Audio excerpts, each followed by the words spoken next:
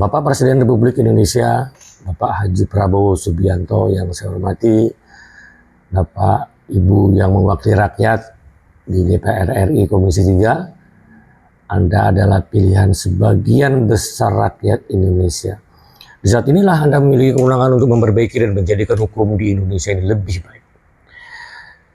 Permasalahannya penegakan hukum di Indonesia sejujur-jujurnya bahwa masyarakat menganggap hukum itu tidak adil. Yang disebabkan oleh tindakan aparat penegak hukum yang dikenal dengan APH, dari penyidik, JPU, sampai hakim. Ya, memang betul tidak semua APH itu kotor, tapi tidak sedikit juga APH yang bahasa halusnya dikatakan oknum itu ada. Oknum APH yang sangat banyak itulah yang menyebabkan rusaknya kepercayaan masyarakat terhadap hukum. Dan ini diketahui sesungguhnya oleh pejabat, praktisi hukum, atau masyarakat yang pernah berurusan dengan hukum. Bahkan para APH itu sendiri mengetahui, yakin, jika ada APH yang sekarang ini sampai tertangkap atau dipidana, itu sebagian kecil dari faktornya apa saja mereka itu. Berikut saya sampaikan resensinya saja. Nah, jika mau memperbaiki hukum, terutama di Indonesia yang sudah kompleks, ruwet, maka yang penting itu menurut saya ke personal APH-nya. Nah, ini sebagai ilustrasi saja. Jika seseorang terbukti pelaku pembunuhan atau masyarakat sipil sebagai koruptor, terbukti menerima uang korupsi 100 juta. Kepada keduanya, itu bisa bebas dari seorang tersangka, atau bebas di putusan hakim, atau lebih ringan vonisnya. Nah, tentunya karena didahului dengan terjadinya suap oleh aparat penegak hukum.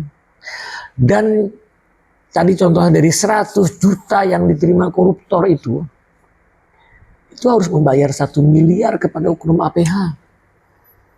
Dengan alasan, ya karena dibagi-bagi lagi banyak-banyak. Nggak mungkin biaya suap itu hanya 10 juta atau 100 juta, tidak mungkin. Itu tuh satu perkara. Nggak ada kalau segitu, tetap ditertawakan sama oknum APH yang kotor itu. Nah, cerita ini sekali lagi jamak. Semua yang pernah mengalami urusan hukum, apalagi penasihat hukum, sering terjadi. Sekali lagi, siapapun yang pernah berurusan dengan hukum, itu sangat tahu. Tindakan dan perbuatan APH yang seperti ini lebih dari namanya extraordinary crime. Mungkin menurut saya lebih kepada renegade, lebih jahat, mohon maaf nih, lebih biadab. Apalagi mengorbankan seseorang yang tidak bersalah. Maka langkah konkretnya, ini pendapat saya, mohon dipertimbangkan ya, kalau tidak pun tidak apa-apa. Ini saya yakin terbukti nih. Maka satu, perberat pelaku tindak pidana korupsi yang dilakukan oleh seluruh aparat penegak hukum. Karena modusnya cuma dua, suap dan gratifikasi saja. Yaitu 1 juta rupiah, maka sanksinya adalah pidana badan 10 tahun. Artinya jika dia terbukti menerima uang suap itu 1 juta, maka pidana badannya 10 tahun. Sampai dengan 10 juta, maka sanksinya adalah pidana badan 20 tahun. Sampai dengan 100 juta, maka sanksinya adalah pidana badan seumur hidup. Dan jika di atas 100 juta, maka sanksinya adalah pidana hukuman mati. Tuh. Itu berlaku dan mempertanggungjawabkan bagi mereka seumur hidup, walaupun dia sudah pensiun. Nah, penyidik dan pemutus perkara, saya mengusulkan adalah auditorat militer dari TNI, bukan internal dari mereka. Hal ini mohon dipertimbangkan karena tidak ada jaminan antara kolega itu saling menyakiti. Jaksa yang salah, penyidik JPU-nya jaksa. Hakim yang salah, yang memutus perkara hakim. Koleganya semua. Bukan berarti kita berprasangka buruk, tidak. Nah, resiko karena kedekatan itu menimbulkan ketidakpastian hukum. Nah, ini ada reward bagi pelapor jika dapat membuktikan. Hal ini kan terjadi jika ada yang melaporkan. Kalau ada tangkap tangan itu urusan KPK ya beruntung, tapi kan tidak segampang itu. Yang paling mudah adalah ada pelapor. Nah, bagi pelapor, jika pihak pelapor adalah pelaku tindak pidana, maka akan diberikan remisi hukuman 50%. Artinya kalau dia disuap, kalau dia apa, dia bisa membuktikan, tunjukkan itu. Kena itu hakimnya, kena itu jaksanya. Dia dapat keringanan. Jaksa itu bisa dipecat bahkan. Hakim itu bisa dipecat. Artinya mereka ada konflik diantaranya untuk berhati-hati kalau dia macam-macam.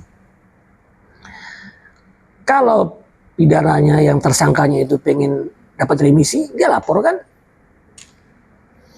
Nah, jika pihak pelapor adalah seorang korban, misalnya melaporkan kambingnya dicuri ke polisi, dilaporkan ke polisi, tapi justru diminta atau diperas, ini contoh, maka perintah membayar untuk mengganti seluruhnya atau 50% dari kehilangan.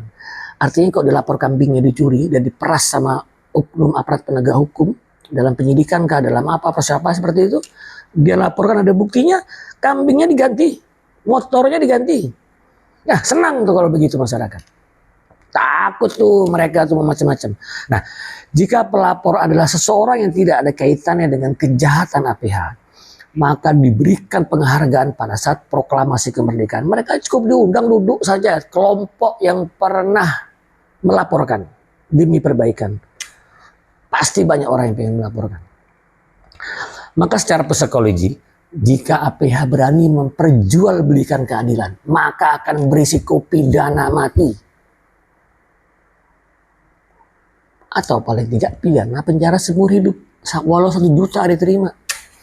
Dan saya yakin tidak akan ada yang berani. Paling tidak akan berkurang APH yang melakukan kejahatan. Terlebih pembuktiannya berlaku seumur hidup. Bukan seperti saat ini. Kejahatan hakim hanya berlaku 3 tahun. Nah, patut diketahui. Bekerja baik, jujur, teliti, gaji kecil. Begitu juga tidak ada penghargaan reward yang berlebihan atas kerjanya. Namun risiko bekerja yang mempertaruhkan nyawa itu adalah seorang supir, petugas PLN, damkar, dan lain-lain. Sedangkan aparat penegak hukum seluruhnya gaji super besar, reward dari pemerintah super eksklusif. Hukuman mati itu karena sifat jahatnya, dan itu pun di penjara saja masih bisa mereka main gaplek. Nah, itu yang pertama, itu saran kebaikan. Yang kedua, peraturan yang menimbulkan legal gaps atau celah hukum yang memberi kesempatan ruang terbuka untuk oknum APH berbuat jahat itu disempurnakan, ditutup. Di antaranya A. Kesepakatan semua aparat penegak hukum, polisi, jaksa, hakim tentang bentuk sanksi pidana. Contoh, jika seorang terbukti korupsi 100 juta, maka tuntutan dan vonis hakimnya itu sama. Kalau tidak terbukti, bebas dia. Jangan seperti kejadian yang saya alami. Bayangkan, tidak terima uang.